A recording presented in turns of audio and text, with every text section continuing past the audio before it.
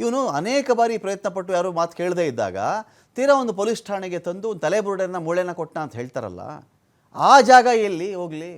ಒಂದು ತಲೆಬುರುಡೆ ಕೊಟ್ಟಿದ್ದಾನೆ, ಒಂದು 2 ಮೂಳೆ ಕೊಟ್ಟಿದ್ದಾನೆ ಅಂತ ಆದಮೇಲೆ ಉಳಿದ ಮೂಳೆಗಳು ಅದು ಇಲ್ಲಿ, ಆ ಜಾಗ ಯಾವುದಂತ ಅಟ್ಲೀಸ್ಟ್ ಅಲ್ಲಾದರೂ ಇರಬೇಕಲ್ಲ ಇವನು ತಂದಿದ್ರೆ, ಅದ್ಯಾವ ಜಾಗ ಅಂತ.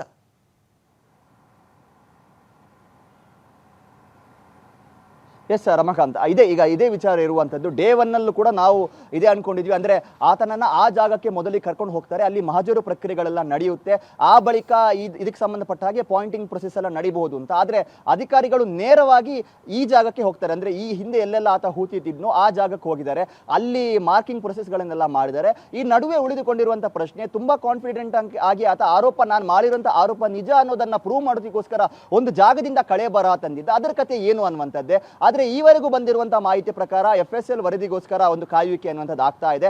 FSL ವರದಿ ಬಂದ ಬಳಿಕ ಆತ ತೋರಿಸಿದಂತಹ ಜಾಗ ಅಥವಾ ಆತ ಹೇಳಿರುವಂತಹ ಜಾಗದ ಮಣ್ಣು ಮತ್ತು ಈಗ FSL ಅಲ್ಲಿರುವಂತಹ ವರದಿಯ ಏನು ವರದಿ ಬರುತ್ತೋ ಫಲಿತಾಂಶ, ಅದೆಲ್ಲವೂ ಕೂಡ ಮ್ಯಾಚ್ ಆಗುತ್ತಾ, ಇದಕ್ಕೋಸ್ಕರ ಒಂದು ವೇಟಿಂಗ್ ನಡೀತಾ ಇದೆ ಅನ್ನುವಂಥ ಒಂದು ಮಾಹಿತಿ ಕೂಡ ಇದೆ.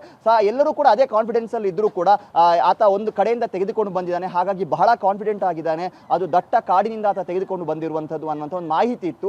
ಆದರೆ ಈಗ 2 ಪಾಯಿಂಟ್ಗಳು ಈಗ ಇದರಲ್ಲಿ ಏನು ಸಿಗದೆ ಇರುವಂತಹ ಹೊತ್ತಿನಲ್ಲಿ ಈಗ 3ನೇ ಪಾಯಿಂಟ್ ಅಗಿಯುವಂತ ಒಂದು ಪ್ರಕ್ರಿಯೆಗಳು ಆಗ್ತಾ ಇದೆ. ಇನ್ನೇನು ಕೆಲವೇ ಕ್ಷಣಗಳಲ್ಲಿ ಅದರ ಮಾಹಿತಿ ಕೂಡ ಬರುತ್ತೆ. ಸೊ ಇಲ್ಲೂ ಇಲ್ಲ ಅಂತ ಆದಂತಹ ಸಂದರ್ಭ ಕೇವಲ ಅನಾಮಿಕ ಮಾತ್ರ ಅಲ್ಲ, ಒಂದು ಹಂತಕ್ಕೆ SIT ಅಧಿಕಾರಿಗಳು ಕಾರ್ಯಾಚರಣೆಯನ್ನ ಮೊಟಕು ಮಾಡೋದಿಲ್ಲ, ಆದರೆ ಒಂದು ಹಂತಕ್ಕೆ ಸಮಾಲೋಚನೆಯನ್ನಂತೂ ಖಂಡಿತವಾಗಿಯೂ ಮಾಡ್ತಾರೆ. ಹಾಗಾಗಿ ಪ್ರಣವ್ ಮೊಹಂತಿ ಅವರು ಕೂಡ ಸ್ಪಾಟಿಗೆ ಬರ್ತಾ ಇದ್ದಾರೆ. ಇಂಥ ಪ್ರಕರಣಗಳಲ್ಲಿ ತೀರಾ ಕಡಿಮೆ ಹಿರಿಯ ಅಧಿಕಾರಿಗಳು ಬರುವಂಥದ್ದು, ಅಂದ್ರೆ ಏನಾದರೂ ಒಂದು ಮೇಜರ್ ಡೆವಲಪ್ಮೆಂಟ್ ಆದಂಥ ಸಂದರ್ಭ ಅಥವಾ ಮಹತ್ವದ ಸುಳಿವು ಸಿಕ್ಕಂತ ಸಂದರ್ಭ ಅವ್ರು ಬರುವಂಥದ್ದು ಇರುತ್ತೆ. ಆದರೆ ನಿನ್ನೆ DIG ಅನುಚೇತ್ ಅವರೇ ಸ್ಪಾಟಿಗೆ ಬಂದಿದ್ದರು ಖುದ್ದು.